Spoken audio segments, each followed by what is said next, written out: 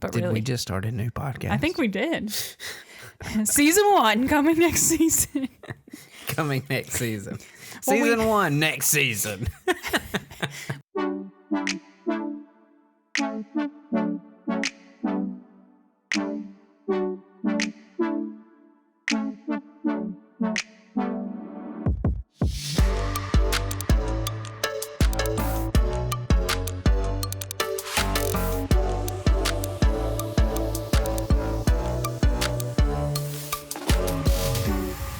Welcome to the Charlotte Buzz, where we drink beer from local breweries while telling stories about the neighborhoods they're from. I'm Chrissy, and this is Drew. And today we're drinking 2 beers. Heyo. It's not the name of the beer.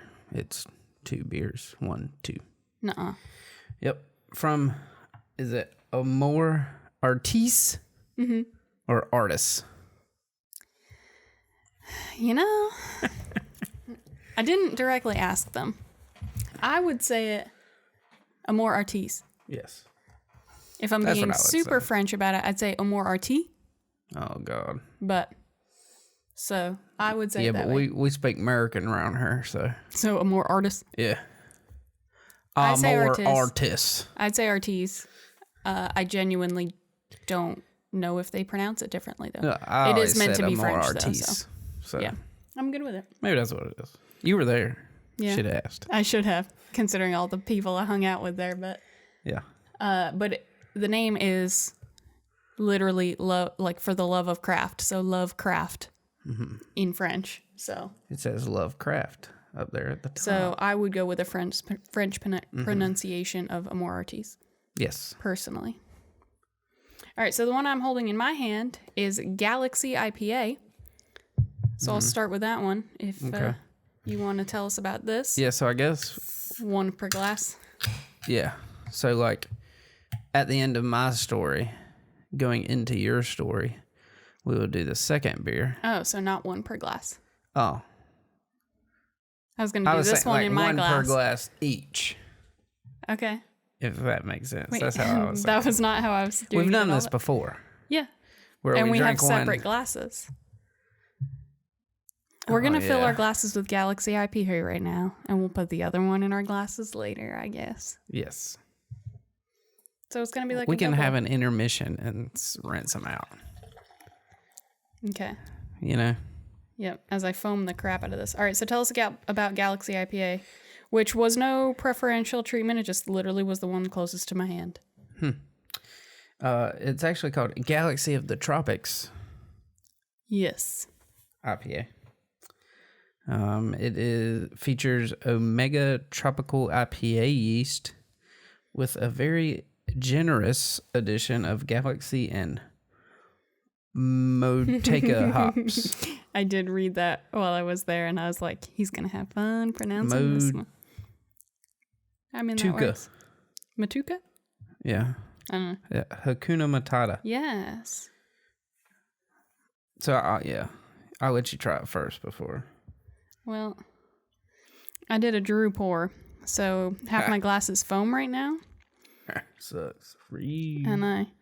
So you can taste yours and tell us what you think while I wait for mine to defoam. But I know you have got all the knowledge in front of you, so Yeah. I mean, I'll tell you what. it will do. Yeah. It'll drink. That's pretty good. Yeah, Mm-hmm. I can't do nothing right now. Right now, my glass looks like your stereotypical like animated beer, where Yeah. it's very golden and then a big floofy It looks like spilling Homer over the top. Simpson That's drinking it. exactly what I was thinking. Yep, that's Beerhead. Yep. Mm-hmm. I'll tell you one thing I think. It's a little less IPA. Mm-hmm. If that's a good word. IPA. I mean, that's a descriptor, but I am not one to be able to say anything about that. So, Drew's making faces at me because I'm just making a mess. I think it's very fruity. I have a observation that I made to them, which actually surprised them. Okay.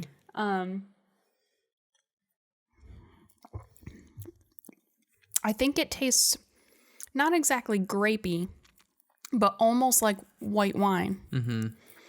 And I asked them directly, because they have a bunch of, wines up on their board as well. Yeah. And I was like, do you guys also make wine by chance, or do you just do beer?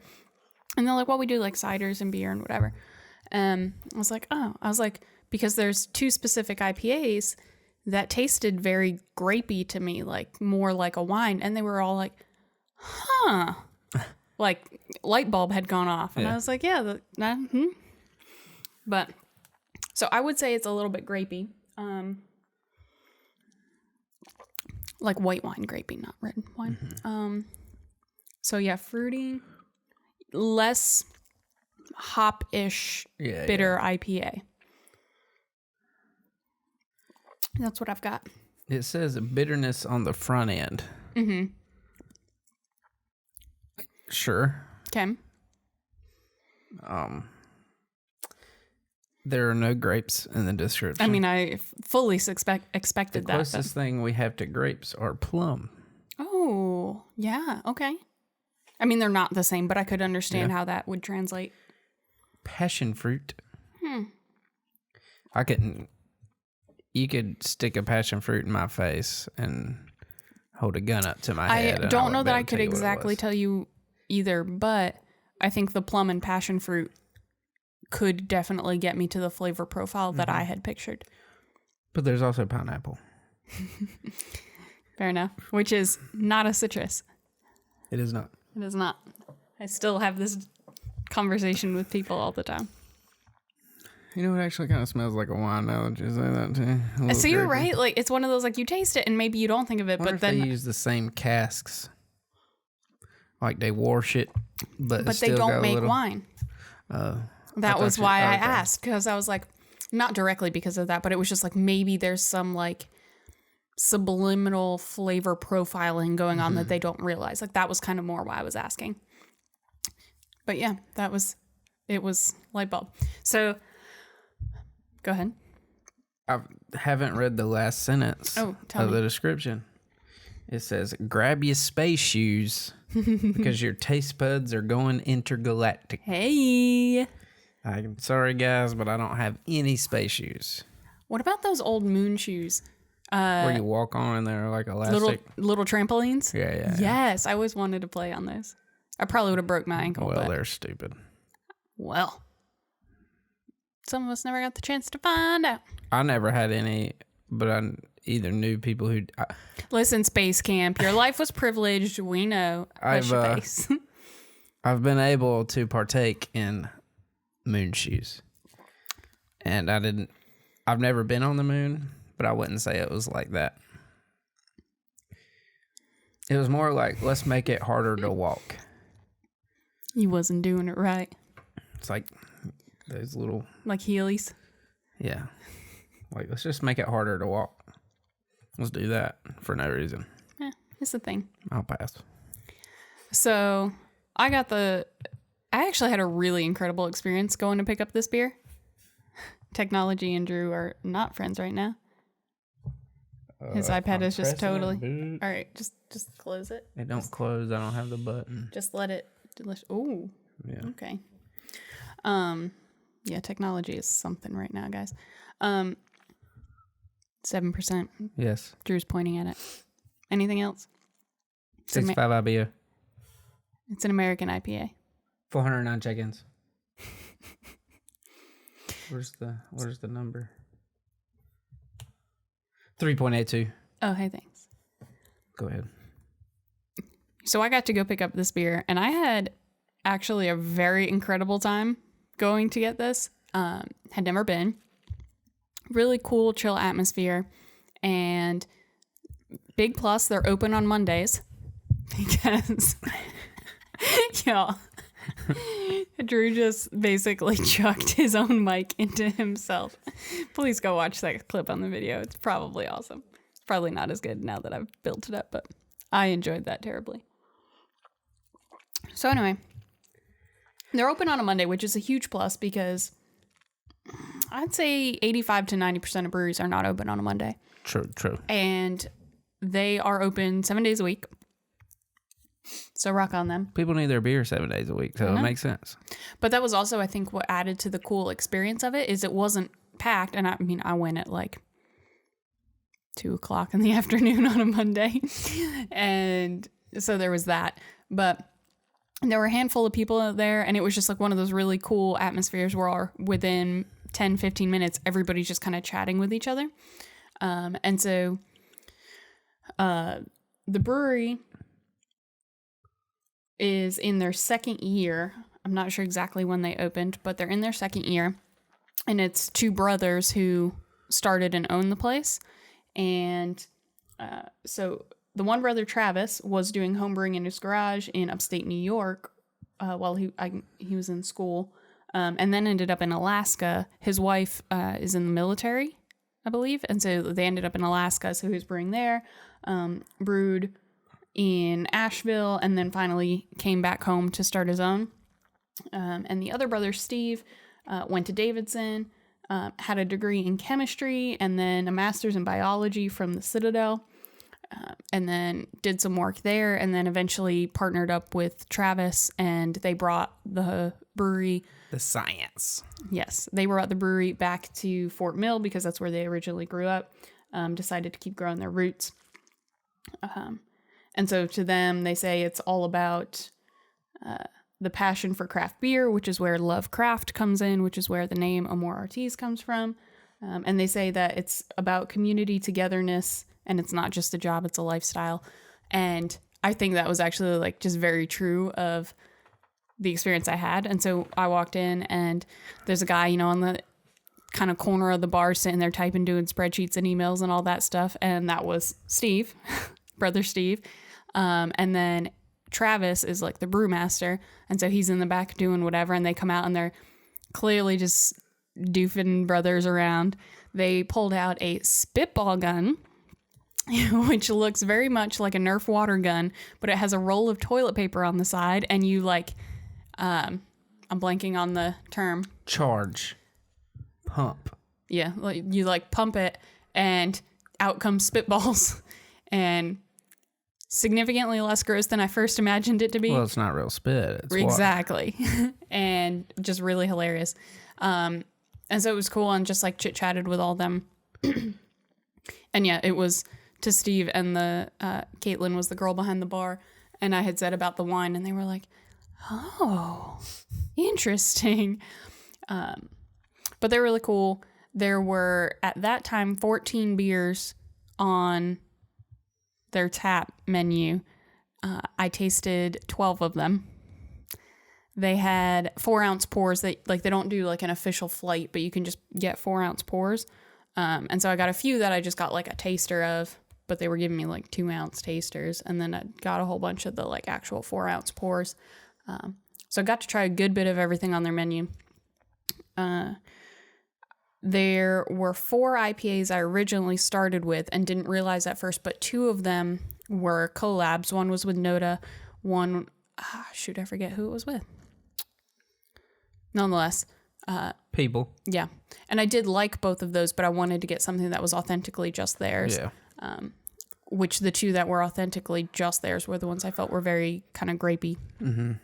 And then I asked them what they would say was one of their more popular beers, or what did they sell a lot of. And so they pointed me toward Marzen, which is a lager.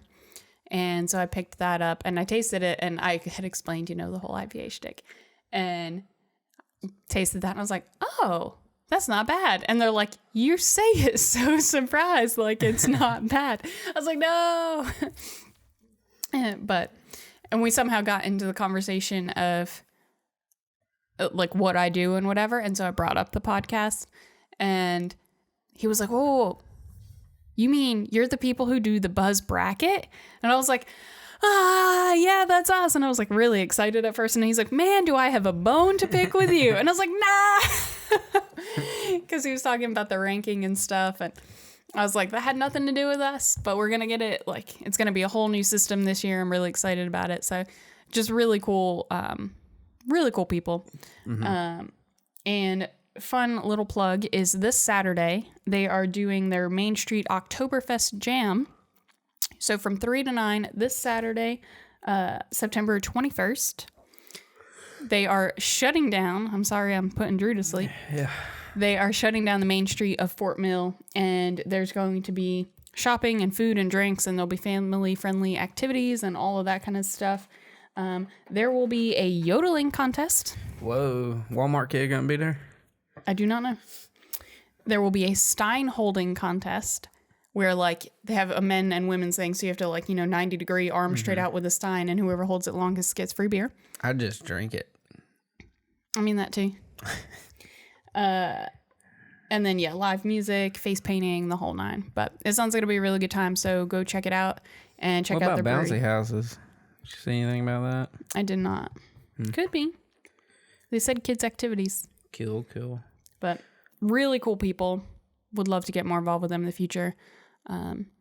And open all week. Go check them out. Maybe they could sponsor part of the fantasy football thing. We might could talk because we need into prizes for that. Anywho, Steve, Travis, if you want to donate a crowler or two, yeah, we're interested. And I'll be back because Mondays, you're open. Yeah, Mondays. You're cool. I'm pretty upset that you didn't have Salt Malone. It was not on their board. I know, but I'm just saying. I can tell you exactly. I have a picture here of the board. Also, when you say Brother Steve, it makes him sound like he's in a cult. He is not. I hope he's not. Old Brother Steve. Yeah. I had Sespresso Coffee Blonde, Majestic Session IPA. How was that coffee blonde? Not bad. Okay. Way better than Sweet Unions. Sorry. Yikes. Shots fired. Sorry. World Star. Galaxy of the Tropics, Exit 8.5 Dippa. And they called it a Dippa. Well, yeah. Because I was trying to be not my nerdy self. And I was like, oh, can I get the 8.5 double IPA? And then they did something. And they're like, oh, something like chatting with each other. And they're like, oh, the Dippa. I was like, yes, we can be friends. And they're like, well, it just makes sense. I was like, I know, but I feel like a total dork saying it. I had the Bum Ticker West Coast IPA. I did not have the Honey Blonde or the Honey Saison Sour. Those are the two I didn't have. I heard the sour was really good if you like sours. Yeah. Lines tough. Blurred was the hazy with Noda. Bum Ticker was with Wicked Weed. The Barrel Aged Downtown Coconut Brown, that got me. That was harsh. Like, it wasn't bad, but it was very, like, alcohol-y. So I'd have liked it. You probably would have loved it.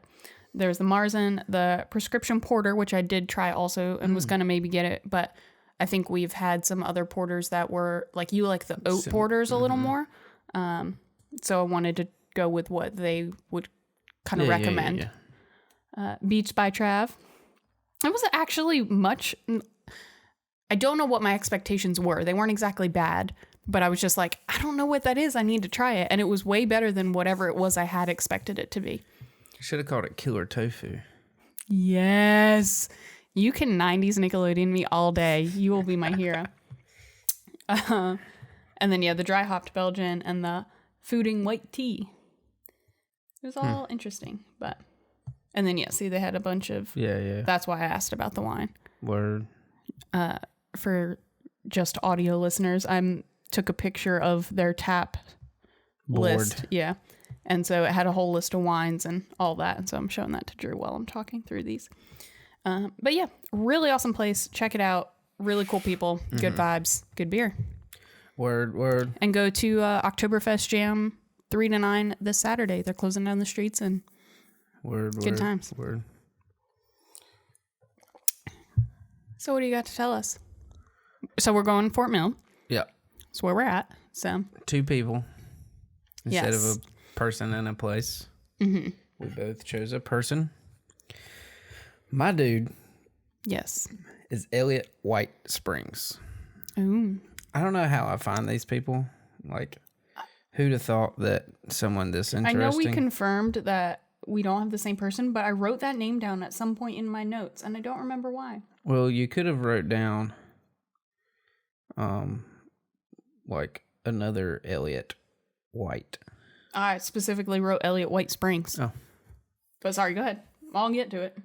I don't know what it was He for. owns quite a large textile manufacturer there. But I know exactly why I wrote him down. Carry on. Anywho, but yeah, somehow I find these interesting people that like we've never heard of. Yeah, that's the name of this game, though. I guess. So history is like so buried, and it's really sucky. I originally looked up his grandfather, William Elliot White. Okay. Because one of the things I do is I look at historical markers. Mm-hmm. And William Elliot White's house has a historical marker. Yes, I will get to that later. But so Grandpappy's got a marker. Yeah. Okay. So while looking up, I was gonna do his grandfather. Okay. I was like, he must be an interesting man. He got and they were like marker. The grandfather of this guy. Like, and so I was like, okay, so he's big. He's more notable. Right. And Elliot White Springs actually owned that house later. So bam. I could tell two stories, yeah. I like it. He was born July 31st, 1896. Okay. His father, as well as his grandfather, were noted South Carolina textile manufacturers. Well, I don't know about his grandfather, but he had to do with cotton. Sure. That'll do. Yeah. His mother died when he was 10. Not much on her. Kind of a little side story. His father remarried in 1914, so he's about 18 years old. Yeah, 18 years old, to Lena Jones Springs. All right. And Lena was active, I guess it's Lena. Sure. Lena. L-E-N-A. Lena was active in the women's suffrage movement. Heyo, I'm a fan. At the 1924 Democratic Convention, she became the first of her gender to have her name put in nomination for the office of Vice President of the United States. Heck yeah. By a major political party. Heck yeah. I didn't dive too deep in that, so I don't know what party it is. I'll take women's rights any day. That's one would fine. say, oh, that's Democrat, but I don't know when the line switched. Right. Yeah. I don't know if it was then or not, but Elliot graduated from the Culver Military Academy in 1913 and Princeton University in 1917. Okay. France. After Princeton... I mean, it is Jersey. Yeah. Mm. After Princeton, he traveled to England, where he studied military aviation at Oxford. If you notice, he graduated Princeton in 1917, meaning he was at Oxford after that. Mm-hmm. And we're talking World War I. Mm-hmm. He joined the British Royal Flying Corps, and flying with them, and later the United States Air Service. Mm-hmm. Mm-hmm. He became the 5th ranking American flying ace of World War I. He took down 11 enemy aircraft. Nice. That's a good number. Yeah, he got the British Distinguished Flying Cross and the United States Distinguished Service Medal for that time. Nice. After the war, he joined the Army Air Reserve and was in that for 20 plus years. Sure. He was actually called back to active duty during World War II, but for a very small stint. Yeah. They were like, you too old, bro. Get out. I don't know if that's what they did, but he was only conjecture active service for like a year. Yeah. Okay. So when he got back, he was also a test pilot for a private aircraft company. Dangerous work in those days, I would imagine. I mean, yeah. He competed in the first round-trip international airplane race. And when I thought international, I was like, he flew around the world? I was like, did he take down Amelia Earhart? But New York to Toronto. Was that, I was like trying 10 to do minutes? a sarcastic laugh, and I couldn't even just stay with it because that's awesome. Was that like 10 minutes? I mean, but kind of. International airplane race. All right. I mean, I guess it is 2 countries, so it is international. I mean, Toronto is Ontario, which I believe is just left of Quebec. Montreal, Quebec. Yeah, it's like right over the water there. But if that's what The lake. I believe that's what it is, New York to Quebec, Montreal area is like 8 hours driving. Yeah. And like I've made that trip multiple times. Then, so probably like a 2-hour flight. So it was a 4-hour airplane race. okay. So it was like the length of NASCAR, Yeah. but with airplanes. I'm like, that's a slow. And you couldn't see it. That's a slow run marathon. Yeah. That's like the marathon cap. Yeah. So That's funny. that's exciting. He spent the Roaring 20s in New York. Mm-hmm. Listen to this. He toured speakeasies, which he just went to speakeasies. I mean, but that's fun. Drank heavily, chased women, and hosted all-night parties, thus making him Jay Gatsby. That's what I was going to say. I mean, I imagine them as the same people. Naturally. Yeah. But I was like, yeah, that's the 20s. Yep. Mm-hmm. That is in fact what that was. Yeah. And I don't know what this is quoted. Mm-hmm. So I'm doing air quotes for it. And so I don't know where they got this quote from. It doesn't say who said it. Okay. But it says he regularly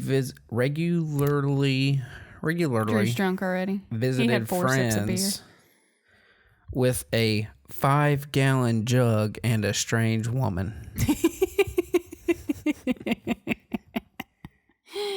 He was friends with Popcorn's son. Yeah, probably. 5-gallon jug and a strange woman. I love that. That's the best quote. Yeah. That must be old Elliot. I prefer men, but can I have that quote be like attached to me for some way? Because that's awesome. A 5-gallon jug and a strange man. Yeah, I'm good with that. That works. That's awesome. It says he also did some barnstorming, which I brainstormed and I didn't know it. So barnstorming. I had an immediate image, but it's not going to be right. I thought when I heard it, I was thinking barn burner. Okay. Which is like a party when they burned a barn down. Okay. Is that right? I don't know. I feel like that's right.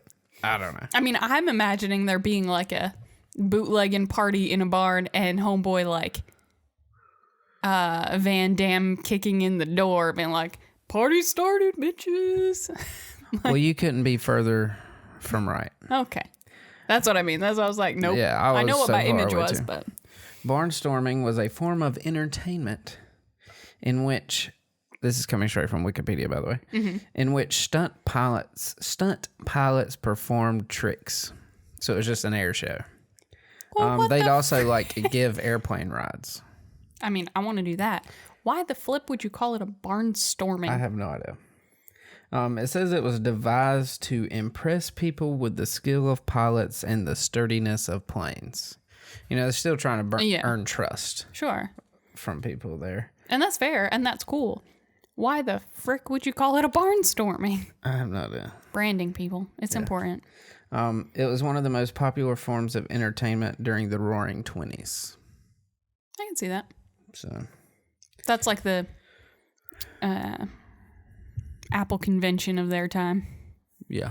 New technology on display and whatnot. Yeah. So he did all that during the Roaring 20s, but his life changed in 1931. Okay. His father died. Yikes. And he had to take over running the family textile firm back in South boring. Kakalaka. The firm was heavily mortgaged. Mm-hmm.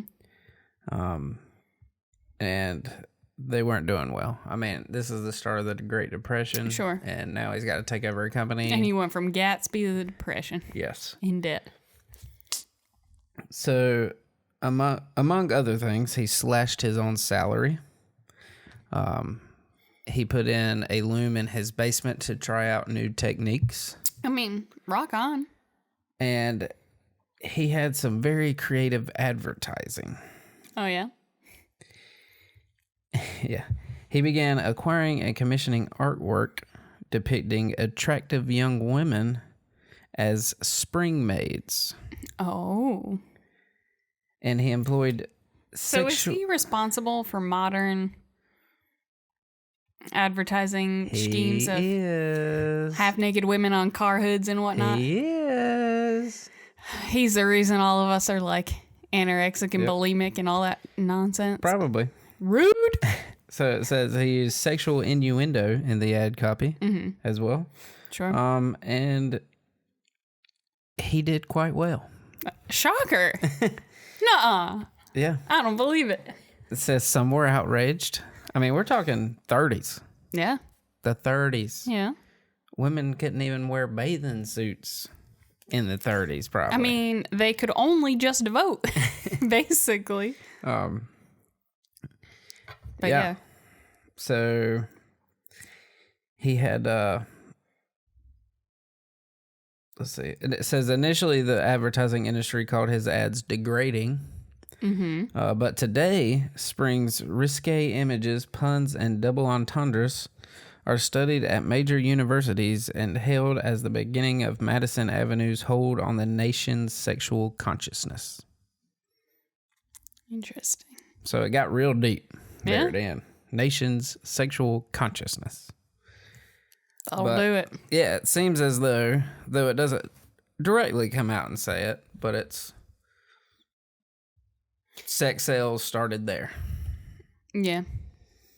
It's one of those, like, it's both super degrading and really annoying, but it's also, in theory, good because it does open up, like, it's like you don't want to be degraded and seen as an object as a woman, but you also don't want to be treated as, like, not interested in those things and not capable of those things. And so it's like finding that you have to push the line to find the happy medium. So, yeah. It served its purpose. I'll leave it there. I think some of the ads I seen probably came after the war because it says that they were just like, I don't know if they just made yarn. I don't know what they do there, but he actually made products after the war. Okay. So, like, the war helped him out a lot because they needed cotton. Like looms of it. Yeah. But then afterwards, he started making like sheets and Sure. Okay. other fabrics. Like he had developed some that were like windproof. So it was like one of the things, I'll probably put it here if I remember. Bloop. But it had the girl's like skirt flying up. Like the Marilyn Monroe type of deal. Something like that. I think that was more like 50s. Could be wrong. But that was kind of what Marilyn Monroe 50s. Yeah. But this. Right. No, that's what I'm saying. yeah. I was like, I think Marilyn Monroe was in the 50s. Yeah. But as soon as you had said all of this, that was kind of where my head went, was that image of her on the storm grate and all that. Yeah, so it was like, don't let this happen because we have this windproof material. So they kind of did things like that. One of them was like girls warming their buns on a heater. And it said that... I like your PG terminology. Yeah. And it said that Spring Maids had developed a flame retardant material. Oh. Well, so okay. while you're warming your buns, they won't catch fire. Nice. Is basically what that was saying. We want warm buns, not toasted ones. Yeah. All right. But... yeah, started that movement, I reckon. Who'da thunk? South Carolina textile industry. Yeah. That is, yeah. Yeah. So yeah, his firm saw growth during the Great Depression and on. He was like the 7th largest textile manufacturer by the time he died. Well, all right. So he did all that, but he considered himself an author. Oh. I like the words. He wrote 9 books. Oh, all right. And a number of short stories and articles for publication in magazines. He also is like listed for like 4 different writing, what's they call it? Like credits. Yeah. For 4 different movies during the 30s. Okay. I don't know if he wrote the movies directly or it was just like, did our homeboy star in any of them? No.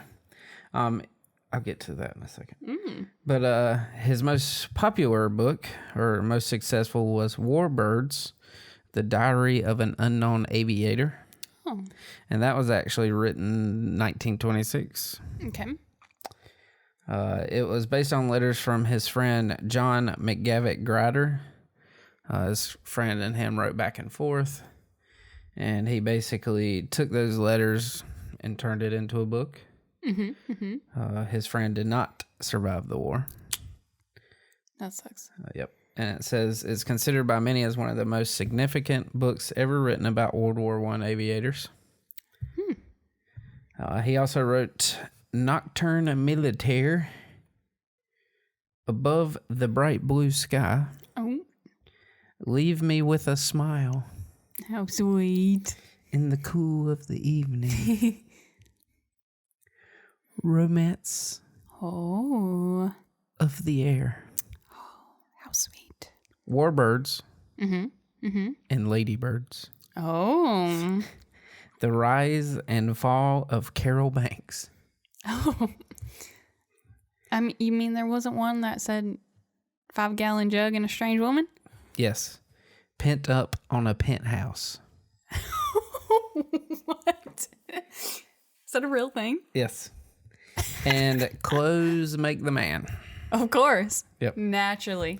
You got a Gatsby-esque figure. You gotta have that. Yeah, and that could have been like an advertising scheme. Sure. Because the He first did book, textiles and made clothing. 1926, all of them are up to 1931, so just a 5-year span, with Clothes Make the Man being in 1948. Yeah. Okay. So he was like, Spring Maid's clothes make the man, is really what he was saying. Yeah, I got you. But he died of pancreatic cancer on the October 15th, 1959. So he was only 64, 63. I got 3 fun facts for you, though. Ooh, I like fun facts. Things that don't really fit into the story, but that are cool. They're facts and they're fun. Yes. I like them. He was an avid collector of classic automobiles. Ooh. Very Gatsby-esque as well. Sure is. He purchased a private railroad car. If y'all haven't noticed, Drew wants to be Gatsby. Yeah, Carry on. that'd be pretty sweet. Hashtag man crush. He purchased a private railroad car that was formerly owned by American steel magnate. How you say that? What is the word you're trying to say? Like, well-known person. Like, top of the field. Whatever. Charles Schwab. You know Charles Schwab. Yes. Yes, I do. So he bought his private railroad car and set it up at his Spring Cotton Mills factory as his private office. Okay. That's fancy. Apparently that's considered a classic automobile because it was in the same sentence. On November 11th, 1953, he appeared on an episode of I've Got a Secret. Oh. Which I had never heard of, but it was from the 50s and 60s. What was his secret? So apparently on this show, 4 celebrity panelists try to guess an unknown to them secret. The contestant, or sometimes a group of contestants, whispered in the host's ear. The secret was always shown to the television and studio audience. Each panelist has one 30-second period to ask questions that will help them try to guess the secret. If a panelist fails to guess the secret before the buzzer sounds, the contestant receives $20. Oh. And the next panelist gets a turn. The process repeats until either the secret is guessed or if all 4 panelists are unable to guess the secret, the contestant receives the maximum payout of $80. Oh. So he was on the panel. So he didn't have the secret. It didn't say. Okay. I don't know. I don't know if he was popular enough. People like Betty White, Ronald Reagan, Louis Armstrong. Well, dang. I mean, it was a who's list. 50s, 60s were panelists. So I'm not so sure if our boy was that or not. Though this is 1953. He's older. Could have been known enough, yeah. Yeah, very well known in the advertising business. So maybe he was. But I couldn't figure that out. I wasn't reading through that list of names. That's fine. But you can look at I've Got a Secret. November 11th, 1953. If you want to do enough research to figure it out, have at it. There you go. Third fun fact. His home, known as the William Elliott White House, not the William Elliott White House, but the William Elliott White House, was added to the National Register of Historic Places in 1987.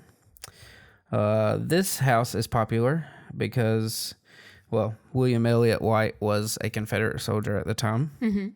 I believe a colonel or something to that effect. Okay.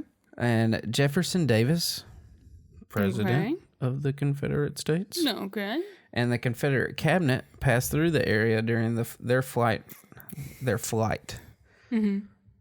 walking. Yep. Or whatever they did. Traveling. From Richmond in 1865. And all of the cabinet that fled with them spent the night there. The next day, the last meeting of the full Confederate cabinet was held on the lawn. Nice. What I find interesting is they were there April 26th, April 27th, 1965. April 9th, 1965, General Lee surrendered at the Appomattox Courthouse. So it was not the last meeting of the full Confederate cabinet. It was just some dudes meeting because they had already surrendered and didn't exist. So you just didn't know. Yeah, they didn't know yet. That's so interesting. That is But they're just some dudes on grass. They just chill. They're not the president of the Confederate States and the Confederate cabinet. They are just some dudes. Technically, probably war criminals. That poses a really interesting philosophical question of when does, like, truth become truth? Yeah. Because, like, something can be enacted, but if you don't know, how do you know? Yeah, because they say this is the last meeting of the full Confederate cabinet. No, it was not. Right. 14 and that's days such an ago, interesting question. well, and, like... Yeah, 14 days ago, right, they became nothing.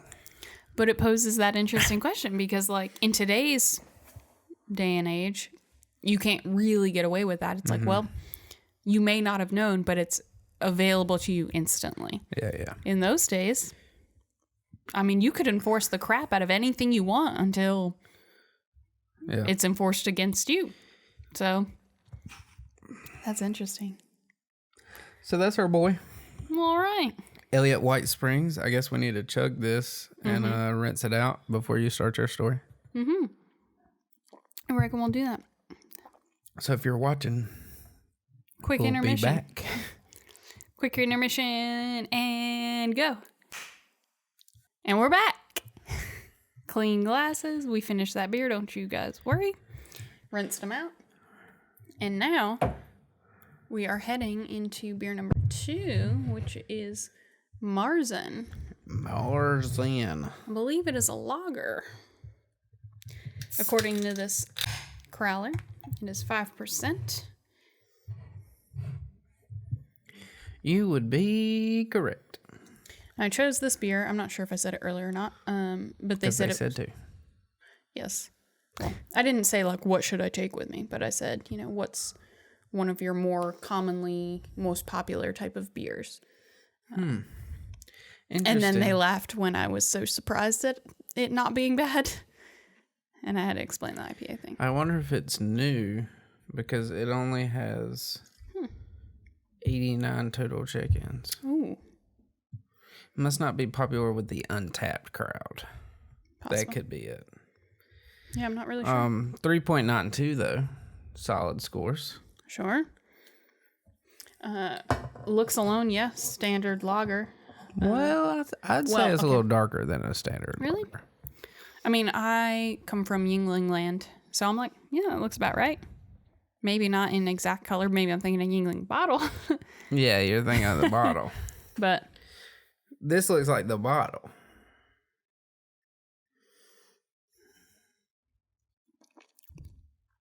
I mean, yeah, not an IPA. Not quite my jam. I like that though. But yeah, it's not bad for a lager. A lager. Yeah, it's very solid. And I've tried really hard to like lagers just out of some weird pride of Yingling being so close to home, but it hasn't stuck with me yet. And I don't know that this will stick with me, but out of the lagers I've tried, definitely top ranking. What I would do is, if your friends make fun of you for drinking craft beer, i.e. any military friends you may have that drink Busch Light or something like that, I feel like there's personal experience riding from what the you other side should of do this table. is take this, Be like, fine, drink this. pour it in a Yingling bottle, Yes. and make them drink it, and they'll never, I mean, they'll be like, damn, that's good Yingling. But then you'd be like, This is the real bottle, bitch. this is better than Yingling. It is better than Yingling. Yes. I don't want to confuse it. Yes. I'm just saying it has that lager taste. And you could turn some people over. Yeah. People who like drinking the Stud, Studweiser, they may like this, but it'll drink. Yeah.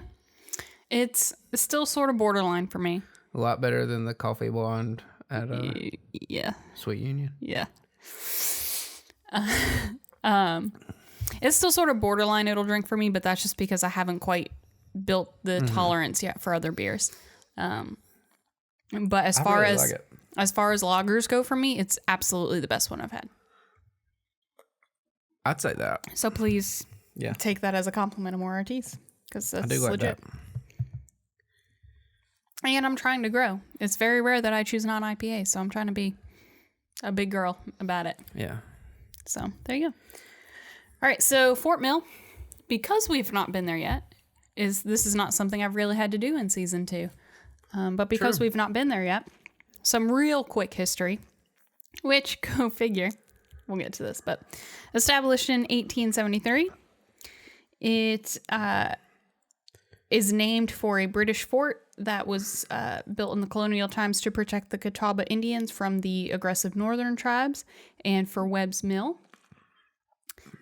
And They had a interestingly fort enough, and they had a mill. yes. Interestingly enough, something I have in my quick fun facts about the town is that it was the site of the last Confederate government cabinet meeting in 1865. Or was it? Or was it? Conspiracy. Bum, bum, bum. So we've gone from thinking we're a beer podcast to being a history podcast to now we're just a conspiracy theory Yeah. podcast. Don't believe anything we say. But do. Unless we tell you We not could to. be fake news. Ooh, hashtag fake history. But Did really, we just start a new podcast? I think we did. Season 1 coming next season. Coming next season. Well, Season 1 next season. When we start season 3 of the Charlotte Buzz. Hashtag fake history. That would make the entire season 1 a conspiracy because it's really season 3. Oh. Season 1 next season. But then we could be like, whatever the show was you just said that Homie was on. I've got a secret. It's like, I've got a conspiracy. So we tell stories and it's like, what's real and what's not. Yeah, we're going to have to start doing a bit that's like conspiracy of the day. Yes. Or of the week. Because we don't do a daily podcast. But You're not wrong, though. I like it. Season 1 coming next season. Don't you worry. You knew what I meant. Jeez. You knew what I meant. Listen, you're making me drink twice as much beer already, guys. This is not going to be pretty. I talk second, and I'm the lightweight here, so. Season 1 coming next season. Don't worry. So the rest of my fun facts for the town of Fort Mill are the notable people, which we've talked about how the last several episodes have been sort of a stretch because all of history is sort of a stretch because everybody is just trying to claim everybody. And so we can claim it history of whatever town because someone was born there but never really grew up there. If somebody grew up there but wasn't even born there, or if they kind of passed through but lived there and whatever. Yeah, great example. License plate. North Carolina is the birthplace of the first in flight. Yes. But Ohio is birthplace of aviation. Yes. Because that's where the Wright brothers were born. Yes. Yeah. So I hear you. I specifically point all that out really quickly because the first person on my notable people list is Miss USA 2019, Chesley Christ, who we spoke about for Charlotte because... Greater Charlotte area. Yes. Yeah. So she was born in Charlotte, but went to like high school and kind of grew up more in the Fort Mill area. So there's would you want to be born in Fort Mill Hospital? I don't even know if Fort Mill has a hospital. I don't know. Couldn't tell you. Let us know in the comments below. If you're on YouTube. Similarly, not born there, but raised there, went to high school there, was Vance Walker, who was a defensive end on the Denver Broncos during Super Bowl 50, where they won over the Panthers. No comment. We disowned them. The other reason that, go figure, things sounded familiar on my list of notable people is Elliot White Springs, World War I flying ace. Oh. Go figure. Did he do that? Huh. And then, clearly the most important person to affect our generation, Mr. Ricky Wysocki, the 2016 Disc Golf World Champion. If Ricky was a listener, he is no longer a listener. Yeah, my bad. But I just thought that was a funny person to throw with the rest of them. Yeah, that's true. But he's on there, so rock on. You're on the Wikipedia page for Fort Mill, dude. Hey, disc golf is You're a on thing more Wikipedia pages than I am. So you're killing that it. you know of. If I'm on one, it's a sad day. That you know of. If anybody is trying to claim me, they are desperate. But that's what I got for Fort Mill. So my person specifically that I would like to talk about is Mr. William Bradford Jr. Okay. Which I do have to say, I don't actually have a lot of really good details on him. I know there's a good bit of information on him in the Fort Mill History Museum, which my new friend Steve at... Brother Steve. Yeah, Brother Steve at Amor Artis. Yep. He was really cool once he realized the podcast, told me all about the Fort Mill History Museum and how they have stickers on many of the buildings on Main Street and elsewhere with a QR code, and it's a TBHH sticker, which means this building has history. So you can kind of do a self-guided walking tour. But of course, the museum itself is closed on Mondays, like everything else. So they're only actually open like Wednesday through Sunday, or through Saturday. Strange. Well, these retired folk, they got like bridge on Monday, bingo on Tuesday. Sure. So Church all day Sunday. Yeah. So Wednesday through Saturday is all they could do it. I mean, you got to do what you got to do. Nonetheless, I know there's plenty of information on Homeboy in the museum. Wasn't exactly able to access it, but I do really appreciate Brother Steve and his just kind of willingness to point me in the right direction. So that was cool. And I want to point out real quick, they may not be open on Sunday, Monday, Tuesday, but they do have more information than most history museums of small towns. Yes. And the fact that they have that self-guided walking tour is really cool. Awesome. Which is actually kind of becoming a trend of South Carolina, because when we did Rock Hill, they also had one. Oh, really? Yeah. We had talked about it briefly. So they're just doing a better job. Yes. And they're doing well enough that, you know, random other people are telling me about it. Like, that's not something I would have found out on my own. And I saw Fort Mill has, like, their history museum has a YouTube channel as well with 5 videos. Doesn't sound like a lot, but they just started like a couple months ago. So yeah, that's good. So at least they're trying. Or starting to do it. Yeah, rock on. I do have to pause now that I have just started my story. I took another sip of the beer and was going to try to give you a flavor profile, because I realized aside from the lager discussion, I didn't. And I don't know that you actually read us the flavor profile. Well, it's lager. It's not really like a flavor profile per se. So I've just gotten too used to IPAs and all the stuff they have to say about them. It's a medium body with toasty notes. Yeah, it's not, there's, like, if you look up lager, like, what it's made of is basically, like, it. Yeah. So IPAs are the like, crazy ones with all the descriptions. Well, not just IPAs, but like IPAs and sours and stuff like that. Okay. But you ever heard a description for a Hefeweizen? I've never heard. I mean, let's be real. The descriptions of beers that I've heard have come from this podcast, and I dictate the beers since I'm the picky one. So they're all IPAs. Yeah, I think usually if it's like those old school like German ones, then like they kind of just are what they are. Okay. You don't like get too crazy with it. Okay. That's fair. This is my beer ignorance. I know IPAs and that's about it. So, yeah, it says ale is brewed with top fermenting yeast and lager is brewed with bottom fermenting yeast. And that is the only difference, pretty much. Oh. Grains. So this is like the coffee house version of... what is it? There's a latte and there's another coffee, and it's like the latte is you have shots of espresso and steamed milk, and it's all mixed together. And then you've got one that it's shots of espresso and steamed milk, but they're layered. Yeah. And it's the exact same thing, and people get to like they order it and mix it together anyway, but they're two different things technically. Yeah. I mean, it says that, like, all beer is either an ale or a lager. And so, yeah, the lager has the bottom fermenting yeast. Okay. And the ale has the top. And I think that's not, like, where they are actually at, but, like, when it happens. Okay. I believe. So you're telling me that we went from beer to history to conspiracies... Then now we're going to go full circle and actually learn about beer. Yeah. Okay.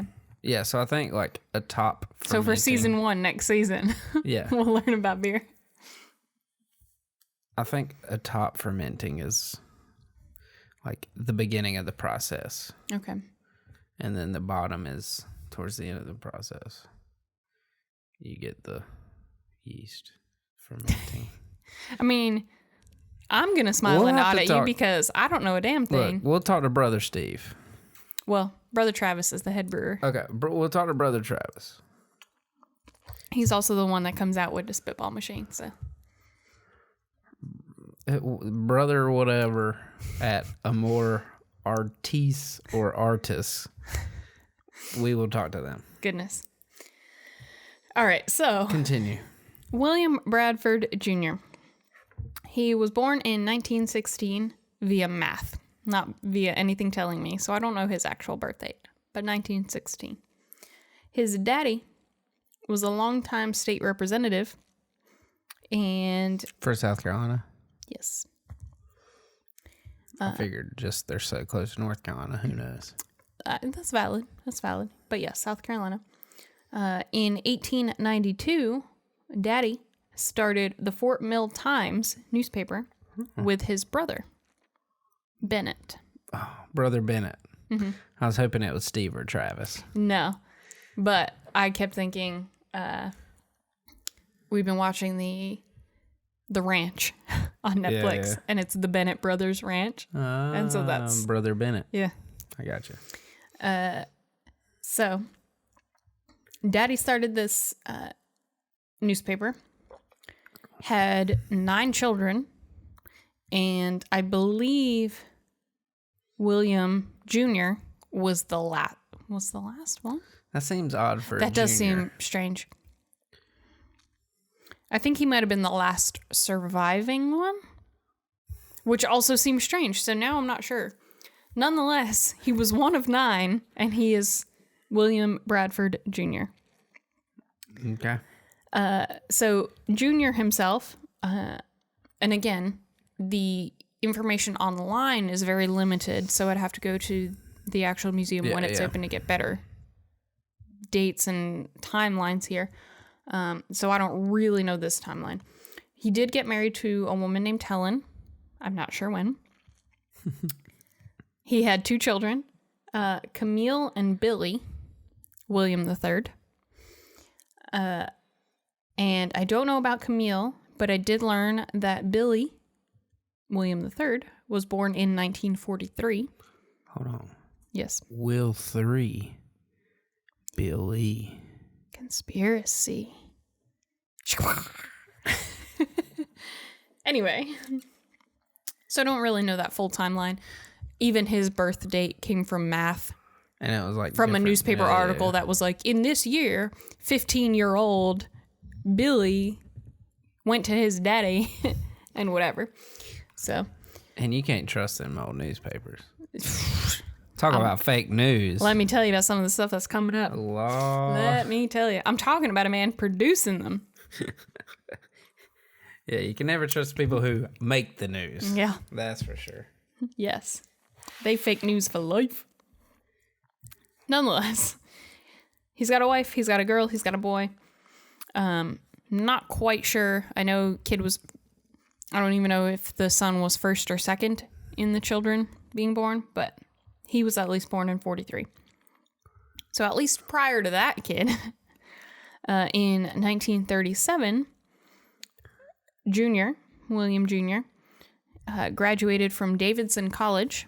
Okay. 1937. He was part of the Centennial class, and he was the class secretary, which is pretty irrelevant, except it just is very in keeping with his personality the more that you'll hear about him. So he was like always $1 short. He Like could have been president, but he was a secretary. well, like, he was actually Could have been the main one, but he was a junior. He was like the guy behind the scenes who kept everything going, who really burdened all the weight of everything, but other people took the credit type of deal.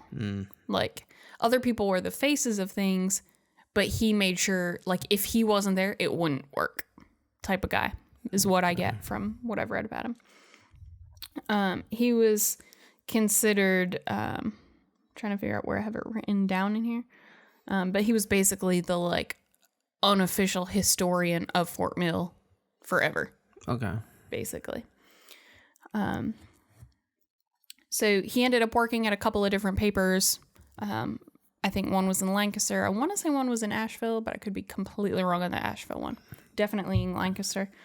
And then he ultimately returned home, and his dad, who had created the Fort Mill Times in 1892, in 1943, the same year his son was born, he purchased that newspaper from his dad to start running it. Interesting. So he bought it on May 15th, and he published his first issue on May 20th. So really quick to, get it going. But also, that's MacDeck Day. So, history. Hold on.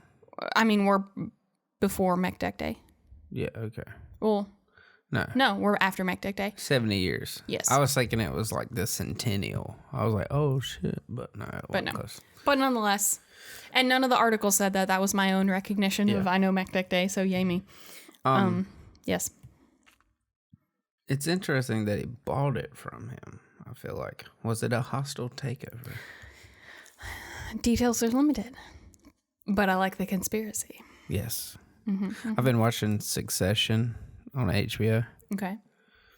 And there was like a little bit of a hostile takeover, and then like it got shut down, and then now it's like, who's gonna get the company now? What's the company? And it was a news company. Ooh. So it was very much like this. Okay.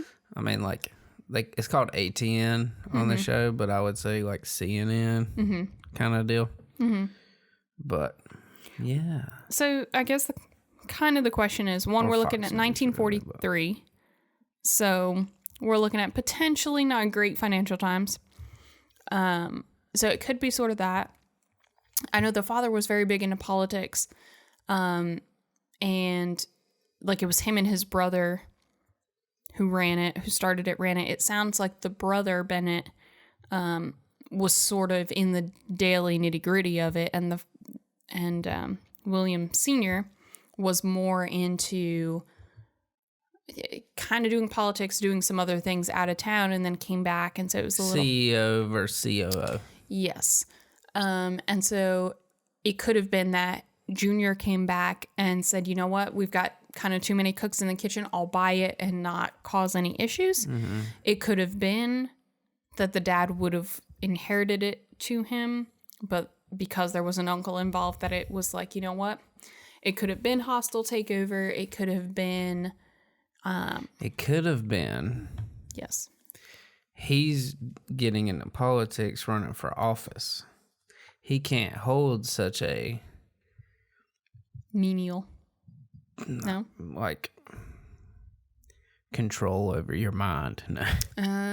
You know what I mean? Like influential business.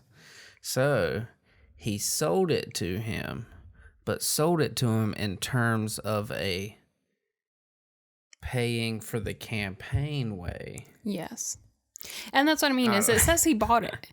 I mean, there's lots of things like my sister bought my dad's house.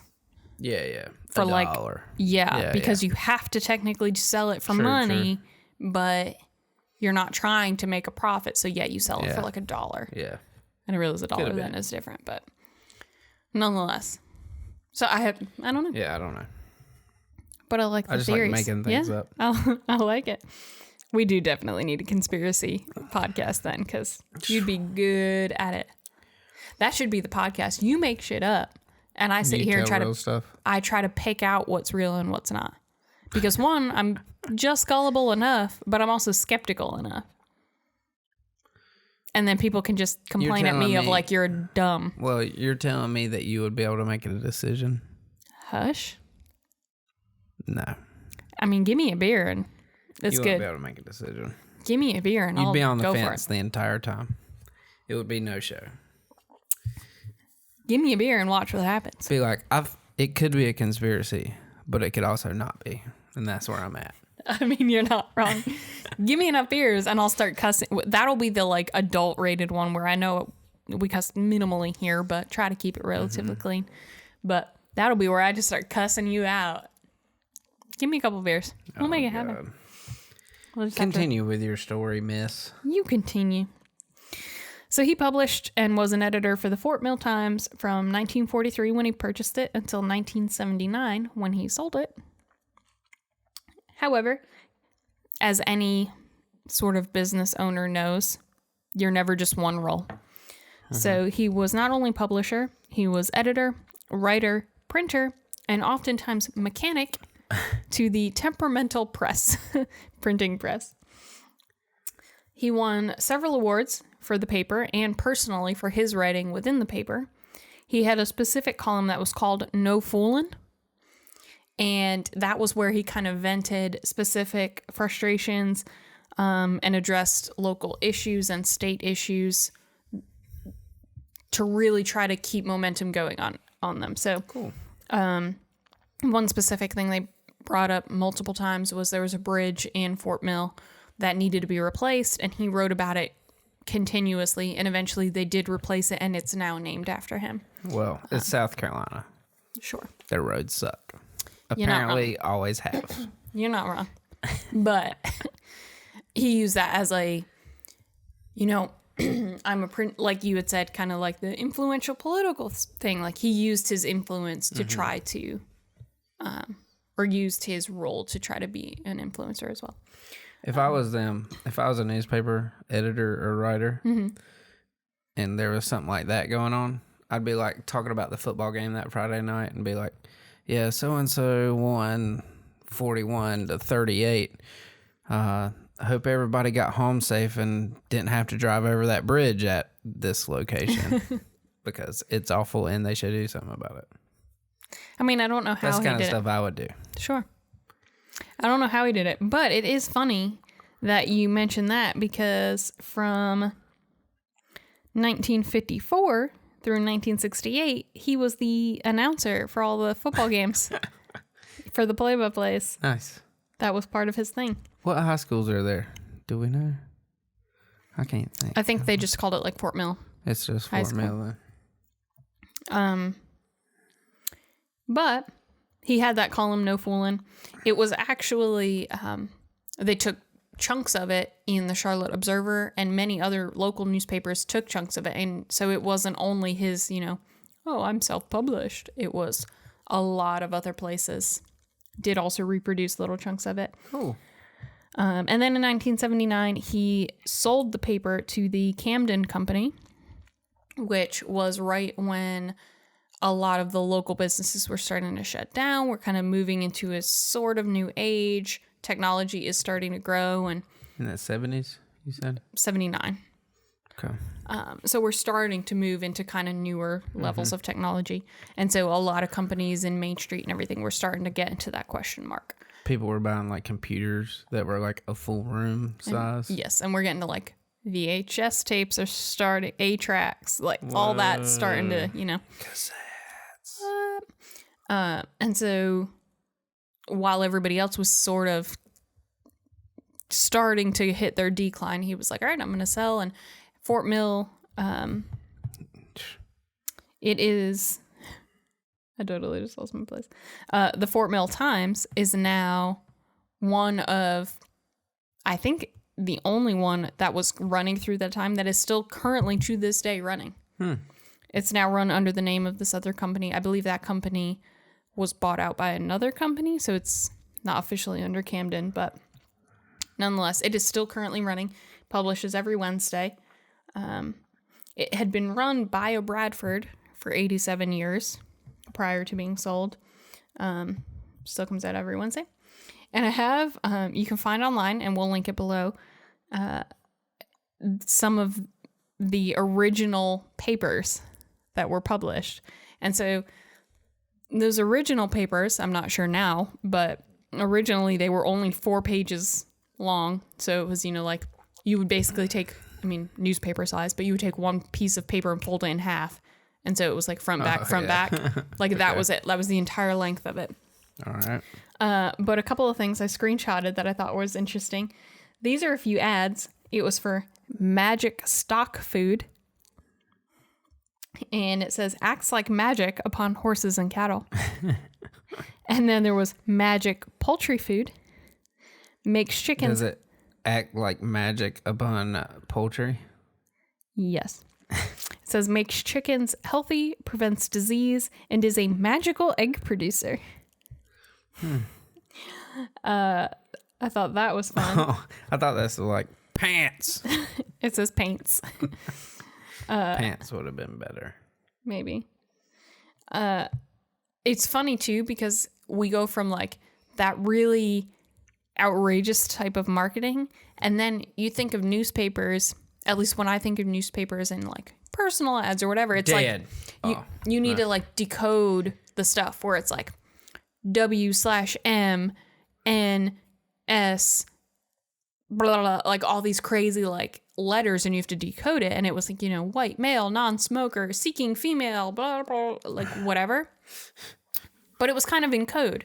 Mm-hmm. And so I thought it was funny because what I'm looking at here, and this is from 1900, same with the magic stuff. It's a real estate agent, and it's just so wordy. And it says, if you have any property to sell, I will try and find you a purchaser. If you want to buy any property, I will try to find it for you.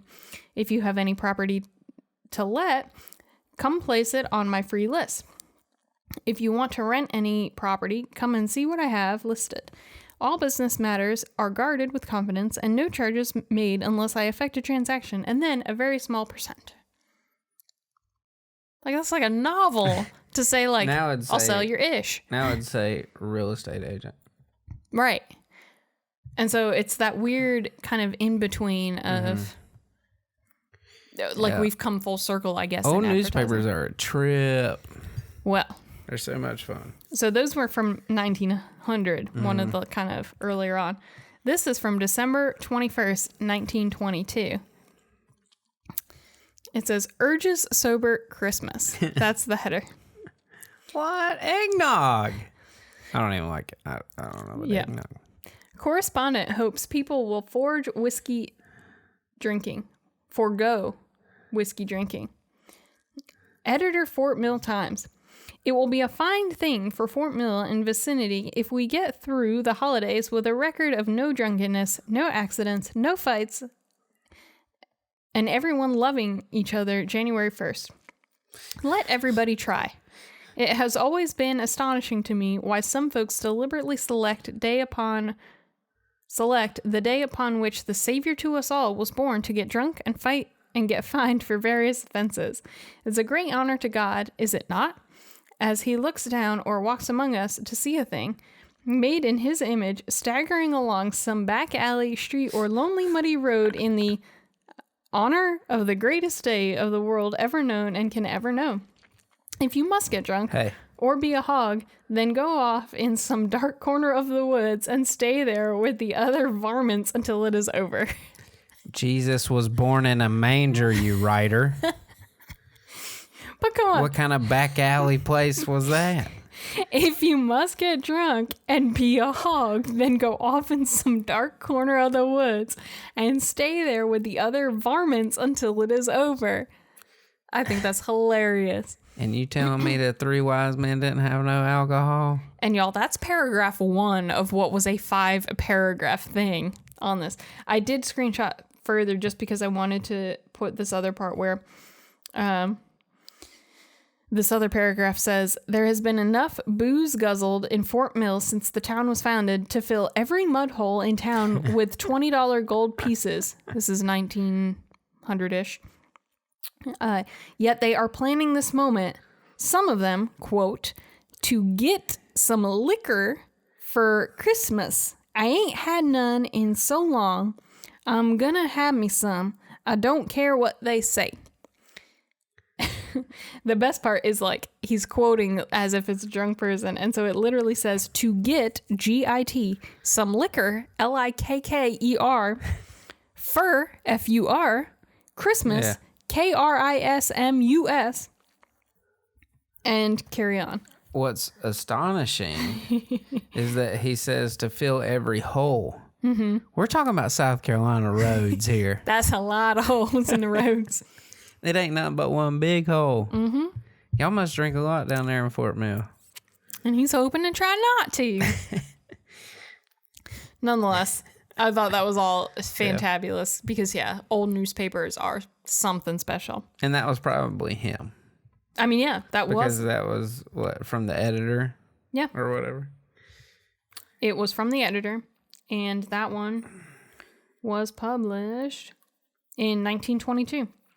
He sounds like a Karen. Oh, no. So that was before him. So 1922 would have been his daddy. Nonetheless, it was interesting. Yeah.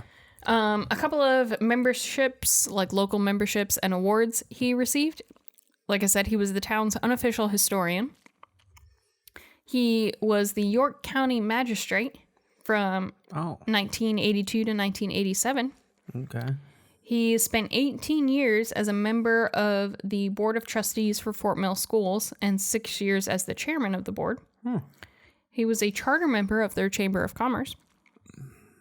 He was on the board of directors for the Museum of York County, the founder and president for Fort Mill Township Historical Society, the chairman of the election committee, a member and president at a time of the Lions Club, active in the Sons of the American Revolution. Oh, I thought you were going Sons of Anarchy.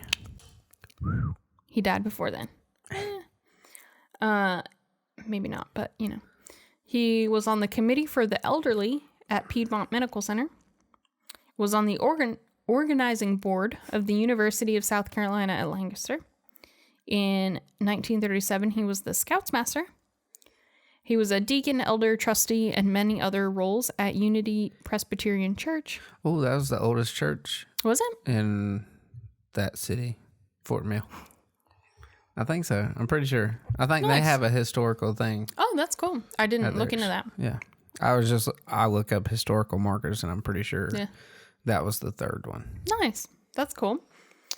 In 1991, he received a Lifetime Service Award from the Fort Mill Chamber of Commerce, which was actually the first one they ever awarded. In 2005, he won Fort Mill Citizen of the Year.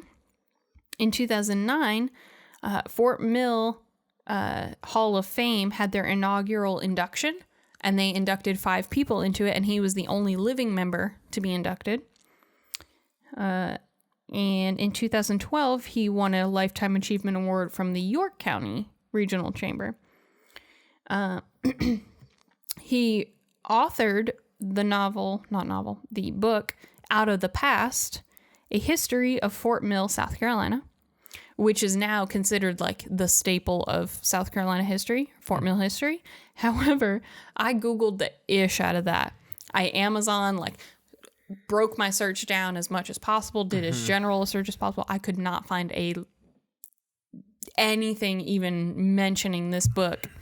But dang it, if you don't go on the South Carolina Library website and they don't have 12 copies available for checkout, but one of them is currently being used. So you can only get 11 right now. Oh, whoa.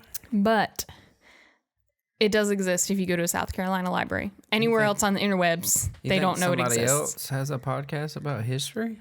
Maybe.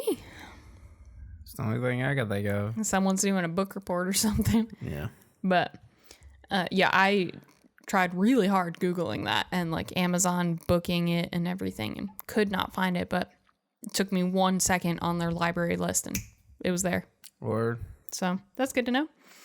And September 27th, 2013, good old Junior died at 97 years old. Good. But I would say he had quite the fulfilling life. Yeah, it looked like he was busy on boards and whatnot. Yeah, he was doing a lot of things in all the places. At least 10 minutes to read out. So. But yeah, that's another nice, good old busy man who no one knows about. Yeah, and that's the good thing about this podcast, I think, is...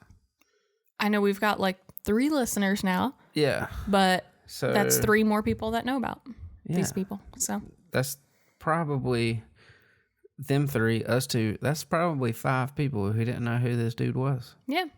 But he's done a lot. He has done a heck of a lot. And he deserves at least 5 people's recognition. You're not wrong. But that's it for Fort Mill and history there and conspiracies there. Now it's time to move on to the conspiracy of the stupid fantasy football league. I try to tell you, even when I'm bad, I'm good. This week was atrocious, y'all. Like the amount of things that just went wrong. For everybody. Yes, for everybody was out of control. Drew and I both managed to pull in less than 90 points. And, like, here's the luck of it, is, like, I had freaking Drew Brees in. He got me negative half of a point, and they took him out. Like, they took him out. So, I lost. Not happy about it. I didn't lose by much, considering how shitty my luck was. But his was also, I mean, I got negative half a point from my quarterback, but he only got 5.5 from his. Yeah. So there's that. Trubisky, just so you know, Trubisky is getting benched. Yeah. That's 2 weeks. But I mean, awful. Kamara got me like 46 points last week, and he got me 7. You couldn't expect 46 this time. I know. Same with McCaffrey. He got me 40-something last week, and then got me 7. Yeah, that's hard. The sucky thing, too, is like I struggled hard with the decision to keep Brees in over Garoppolo. And I was like, no, like Brees is a sure thing. You know, like Garoppolo like looks good, but he's like, you know, the vet. He's the good thing. And I struggled, too, with DJ Moore because last week he was like really good, really bad. Really good, really bad every other play. Yeah. And so I was like, he might, like this week would either be he's really good because he got reamed out, or he got reamed out, so he's like kind of shaky and could go bad. And so I really struggled with that decision. And of course, he's 18 points deep on my bench, and Garoppolo was 23 points deep on my bench. Well, see, we're in week 3 now. Yeah. Now you know people. Mm-hmm. You get a better idea of matchups. Yeah. What defense is good at run defense? Mm-hmm. You don't want your running back playing that. You know. No. We're getting a better idea. And I know full well that the first 3 weeks are all 3 weeks is even questionable. Air. You're testing your theories in week 3. Yes. I know the first 3 weeks are all super up in the air. Yeah. I'm just mostly peeved because week 2 is against you. So that's what sucked. I don't think I would have minded losing as much if it was to anybody else in the league. Well, the best part is the only person that played for both of us Thursday night was McCaffrey. And he only got 7. And you laughed at me. Oh, I sure did. And you're like, well, no, because I had the Panthers defense, and they got me 6. Oh, yeah. And so we were basically tied. Yeah, we were basically tied when I had a defender and you had a running back. Yeah, and she was like, and then look, I won. Yeah, but still. Yeah. I mean, you won by 6 points. Yeah. And considering my quarterback got me negative points, that's a sad day. Hold on. What are you I'm looking thinking we would have lost to anybody else. I mean, yeah, and that's what I was looking at. It's like, homie, I forget which team, but homie got like 170 points or something stupid. 150. Yeah, 150. Okay. Oh, my bad. My iPad's screwing up. But yeah, like people got outrageous numbers of points. Is that?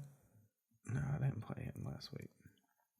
I think I was thinking the 145. So yeah, 150, 145. Yeah, we literally would have lost to anybody else. So it was actually like quite good that we played each other this week because our points against each other are going to be way better. Yeah, true. Like we would have been screwed had we lost to anybody else versus losing to, like me losing to you. So that did save our points against situation. It kept us pretty level. I think we're getting kind of long-winded in this podcast. I can't help it. So I'm going to try to... So here's my shtick. I suck. I dropped a crap ton of places. Drew got lucky. I still moved down a place, though. Yeah. People got amazing amount of points. So just tell us the winners this week. Okay, so hindsight... Drew over me. 2020. Hindsight. Over Pain Train, 140 to 116. So hindsight... I have hindsight next week. Oh... I'm so excited for that. Okay, so both of them are going to be undefeated, so that's interesting. Yeah. Okay. Beer with me, CLT lost to Fumble Abiuski. All right. 112 to 105. 2 Pint Conversation and Grieving Helmets. 2 point conversation. That's the biggest tongue twister we conversation. Got. Yeah, you said point again. It's 2 pint. Yeah. It's the biggest tongue twister. Yeah, I'm going to mess it up every time. 128, 109. Mm-hmm. And then Patriots Dynasty over Krabby Patties. 145, 123. And then Hangover on Downs with the most points in the week at 150.5. Over Pap's Interference, ain't got a blue ribbon for nothing, 92 points. All right, so they're split at 1-1. They're split at 1-1. So 2 Pint is still undefeated. Yeah. And Grieving Helmets is still fully defeated. Yeah. Beer with Me CLT is still fully defeated. Fully defeated. Well, same with Pain Train. And then Hindsight and It'll Drink are both undefeated, but they go head-to-head next week. So we could be down to 2 undefeated next week or... 1. There will be at least 1 undefeated by the end of next week. The rest of us are right in the middle. And we got to give it another week or 2 to really see how things shake out for everybody else. But, because, I mean, I dropped 5 places. If you're 0-2 right now... Who cares? Right, like that doesn't mean anything. Make some really changes. Let's trade beers for players. You know, if you think Mitch Trubisky's gonna play better later this year, I'll trade not Ben Roethlisberger because he is out for the year. Yep. But I'll trade your quarterback for Mitch Trubisky, maybe, if you give me a beer as well, because I don't think he's going to do that. He's going to be out for several weeks now with a freaking hand injury. I might even do that. Hey. Because I think Trubisky is garbage. I mean, yeah, I'm shocked you played him this week, honestly. I am honestly shocked at that. I had faith. He played at Carolina, and he played well last year, but this year, honestly, it's like he didn't even go out there and play. No. I'm shocked, especially after how he performed week 1. I'm actually shocked that you gave him a shot week 2. They've had 2 games and scored 1 touchdown. As a team.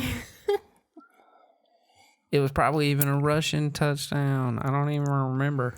Anyway, if you get to the end of week 3 and you need a little pick-me-up before the Monday night game, I'll be at Amor Artis at some point grabbing a beer because it's delicious and they're open on Mondays and they're really cool people. So check out their festival on Saturday and come meet me for a beer on Monday. And I guess we'll catch you on Thursday. Do you have anything else? I think that's it. All right. We've been too long-winded, so yep. We'll It's going to be like all 3 hours long. Yeah. We'll see you all next Thursday, and shoot us a message to see when I'm getting some beer on Monday. Check you later. Bye.